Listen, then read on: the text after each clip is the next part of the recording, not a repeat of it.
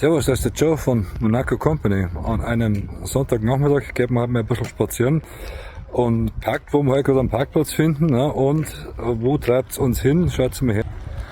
Da hat alles angefangen. Das war die Location von unserem ersten Video aus Brohane Herz. Man erinnert sich an die Szene mit Jürgen Tonkel als Obdachlosen.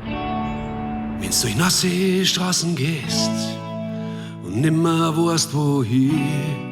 Und dann geht's weiter zur Location der zweiten Szene, beziehungsweise zu der Szene, wo sie ihm dann einen Geldbeutel geklaut haben, etc.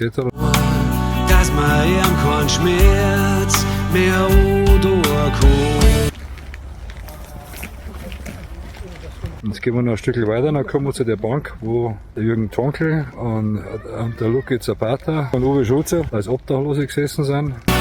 Dass man's grad noch hört, weil es nicht mehr traut. Herzlichen Dank nochmal, rückblickend für eure Zusammenarbeit damals mit uns. Das ist das Bankerl.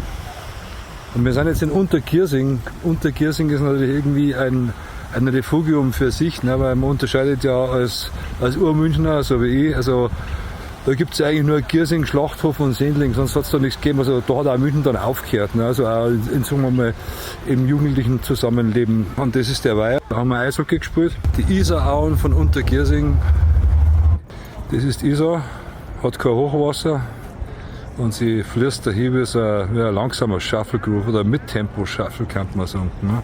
So, jetzt last but not least doch noch ein kleiner Nachtrag zu unserer Giesing-Tour. Ich meine, es kommt jetzt durchaus überraschend. Ich hätte es nicht gedacht, dass da noch ein Wirtshaus hergeht, wo man sich am Ende eine schöne halbe kauft und vielleicht ein bisschen eine Brotzeit macht. Ne? Schöner Sonntag nochmal. Joe von Monaco Company.